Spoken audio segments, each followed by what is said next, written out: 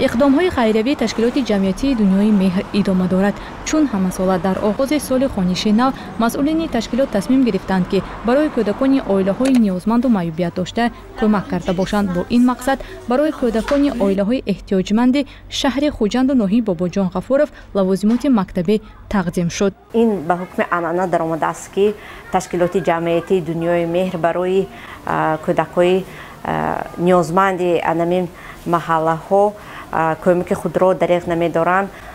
البته حاضر شرایط به همه معلوم است. موادهای کانسلری و لباسهای مکتبی کمی گران است و برای عائله‌های نیازمند این مددی کلان است. موجوده کریمова صاحب 4 فرزند می باشد. برای خریداری لوازمات مکتبی به فرزندش شرایط و امکانیت مالی نداشت. از این لحاظ چندی پیش به تشکیلات دنیای مهر با عریضه مراجعت نمود تا اینکه فرزندش را نیز با اشیای خانگی تامین نمایند.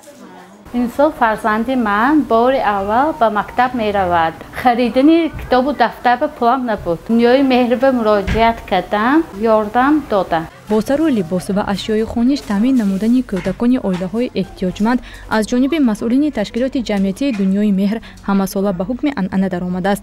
سال روان نیز برای نورسان احتیاجمند کرته مکتبی و جزدان و دیگر اشیای خانگی برای 70 نفر سپرده شد. ما توجهی مخصوص می‌دهیم که برای کودکان هر یک آنها به های خوبی اعلی خوانده برای وطن خود، ملت خود شایستانه خدمت کرده زندگی خود را پیش برند.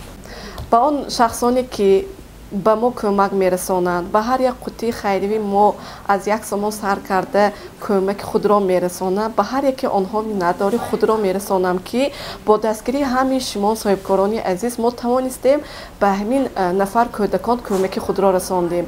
تشکیلات جمعیتی دنیای مهر 5 سال این جانب فعالیت خود را برای دستگیری عائله‌های احتیاجمند و معیوبیت داشته به راه مانده است. گزارش اوغوی رجب و بهرام وهابov برای برنامه اطلاعاتی امروز.